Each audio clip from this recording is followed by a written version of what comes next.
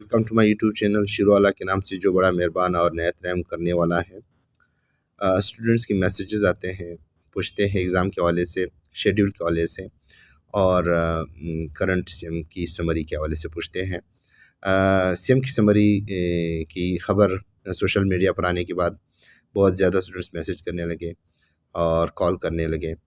तो मैंने ज़रूरी समझा कि मेरे ख़यालात, मेरी जो एनालिसिस है उसके मुताबिक आप लोगों को इन्फ़ॉर्म कर सकूँ।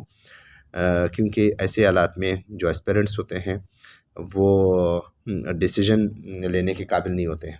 उनकी हाँ, डिसीजन का जो पावर होता है वो कमज़ोर होता है, बिकॉज़ वो ख़ुद इसी एग्ज़ाम के वॉरियर्स होते हैं। इसी एग्ज़ाम में जो है बैठने जाते हैं, तो उनके लिए डिसीजन लेना मुश्किल होता है। इसलिए वो या तो मेंटोर से पूछते हैं, या फिर उस्ताद से पूछते हैं, या फिर किसी ऐसे बंदे से पूछते हैं जो इस शेड्यूल, इस तरतीब, इस तरीक़ाकार से गुज़रा हुआ होगा।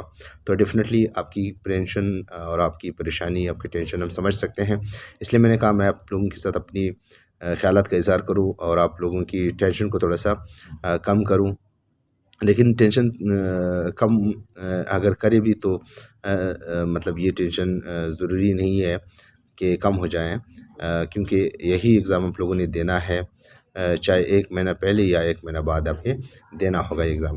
तो आपने बिल्कुल इस सिचुएशन से निकलना नहीं है कि यार अब हम थोड़ा-सा वेट करेंगे, पढ़ेंगे नहीं। आप अपनी पढ़ाई जारी रखें। जाते हैं अपनी जो मेन बात है उसी पर जाते हैं। पहला चीज़ मैं आपको साथ शेयर करूँ वो ये है कि ये सीएम की समरी का जो मकसद है, या इस सीएम की समरी जो है वो हकीकत है या नहीं है। बिल्कुल सीएम की समरी एक हकीकत है और अब इसको अप्रूवल मिल चुकी है, चीफ सेक्रेटरी के पास आ चुकी है। ये एक अलग बात। दूसरा चीज़ जो इसके पीछे जितनी भी मुहर्रिकात है कमीशंस की, उसको भी थोड़ा सा डिस्कस करेंगे। फिर हम सीएम की समरी पर जाते हैं कि उसकी हकीकत क्या है और कब ये नोटिफिकेशन आ जाएगा कि एग्ज़ाम डिले हो जाएगा।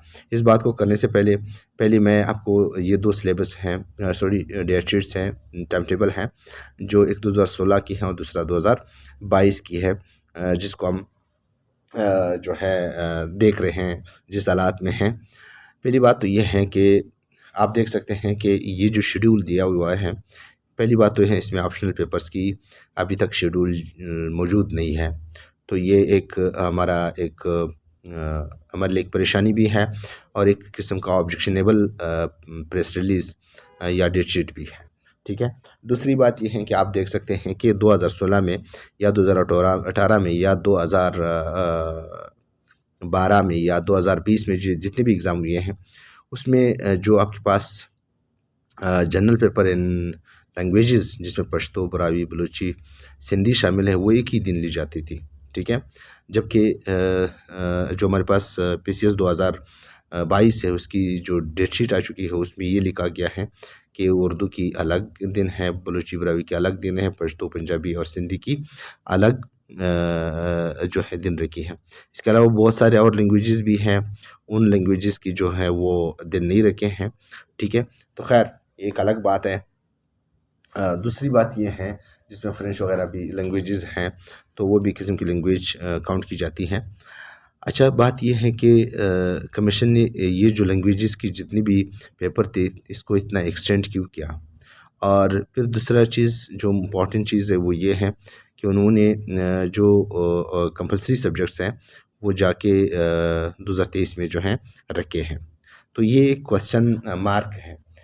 पहला क्वेश्चन मार्क ये था कि डेट शीट जो है वो ऑफ था, या दूसरा जो चीज़ था वो ये था कि optional papers sorry compulsory papers में जिसमें लैंग्वेजेस थे उनको अलग-अलग डेट्स पर रखी गई है, और सिर्फ मकसद ये था कि एग्ज़ाम को 2023 तक ले जाना था। ठीक है।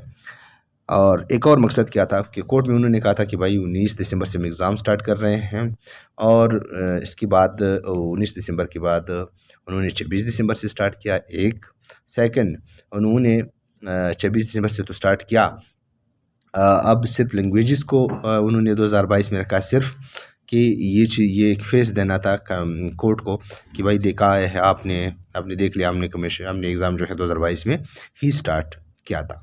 बाकी सारे पेपर को उन्होंने 2023 में कर दिया था।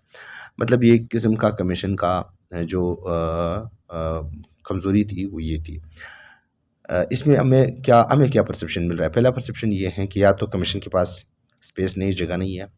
दूसरा चीज़, कमीशन के पास प्लानिंग नहीं है। तीसरा चीज़, कमीशन जो है वो किसी और के प्रेशर में है, इस वजह से कमीशन प्रॉपरली डिसीजन नहीं लेकर पा रहे हैं। ऑप्शनल का डिसीजन ना देने का बिल्कुल यही मकसद था कि वो प्लानिंग में कमज़ोर है, या उनके ऊपर एक प्रेशर है, इस प्रेशर को सस्टेन नहीं कर सकते, इसलिए उन्होंने ये एक सिलेबस दिया था जो कि बाद में अमेंड भी किया जा सकता है। तो ये सिलेबस देने के बाद बिल्कुल स्टूडेंट्स की यही अप्रीहेंशन, जो टेंशन थी वो यही बिल्कुल सही साबित हुई कि वो ये ऊपर एक प्रेशर भी था और उनके पास प्लानिंग भी नहीं थी प्रॉपरली। अब सीएम की समरी जो है वो ओरिजिनेट हुई थी एसएनजेडी से। एसएनजेडी के बाद फिर ये गई थी लॉ डिपार्टमेंट। लॉ की कंसेंट देना ज़रूरी है किसी भी समरी में है। फिर ये समरी आके वापस एसएनजेडी से वापस जाके ये जाती है पहला सेक्शन अफसर से डिप्टी सेक्रेटरी से एडिशनल से सेक्रेटरी, वो चाहे चीफ सेक्रेटरी होता है या एडिशनल चीफ सेक्रेटरी होता है, उसके पास चली जाती है। इसके बाद कुछ ऐसी असूल हैं, कुछ ऐसी फैक्टर्स हैं या जो आर्टिकल्स हैं जिनका इख्तियार चीफ सेक्रेटरी के पास नहीं होता है, बल्कि उनके अख्तियारात चीफ एग्जीक्यूटिव के पास होते हैं। सो chief executive is the chief minister. तो फिर उसके लिए चीफ मिनिस्टर का अप्रूवल ज़रूरी होता है। तो चीफ मिनिस्टर के पास जाने के बाद इस समरी को अप्रूवल मिल गई। अप्रूवल के बाद ये समरी वापस चीफ मिनिस्टर से आके चीफ सेक्रेटरी तक, चीफ सेक्रेटरी से फिर एडिशनल से फिर नीचे इसी तरह जाएगी, इसी तरतीबवार फिर ये जाके कमीशन को मिल जाएगी। कमीशन जो है वो नोटिफिकेशन इशू करेगा। एग्ज़ाम डिले होगा, कितना दिन डिले होगा ये नहीं कहा जा सकता है, कितनी मंथ डिले होगा ये भी नहीं कहा जा सकता है। अलबत्ता 100% में 90% चांसेस यही है कि कमीशन को ये अख्तियारात दिया गया है, अप्रूवल दिया गया है कि आप जो है एग्ज़ाम को डिले कर सकते हैं। अब ये डिपेंड करता है कमीशन पर कि वो कितने दिन डिले करेगा, ज़्यादा दिन डिले करेगा या कम दिन डिले करेगा। तो मतलब यही है कि हम इस रिज़ल्ट पर, इस नतीजे पर पहुंच चुके हैं कि एग्ज़ाम तो डिले हो जाएगा। अब ये नहीं मालूम कि कितना डिले हो जाएगा, लिहाजा आप लोग अपनी स्टडी पर फोकस रखें और अपनी स्टडी को मेंटेन करें इसी तरतीब से जिस तरतीब से आपके साथ जा रहे हैं, क्योंकि आप लोगों ने एग्ज़ाम देना है, चाहे वो 2022 में आप दें या 2023 में या 2024 में, जब भी आप देंगे तो आपने देना होगा। तो आई होप कि आप लोगों को मेरी बात समझ आ गई होगी और मैं जो कहना चाह रहा हूँ वो भी समझ आ गया होगा और आपकी टेंशन थोड़ी सी कम होगी, आपकी बर्डन थोड़ी सी कम होगी। और लेकिन ये है कि अपनी स्टडी को, अपनी जो पेस रखा है उसको ख़राब होने ना दें, उसको इसी तरह मेंटेन करें। Thank you. अल्लाह हाफ़िज़।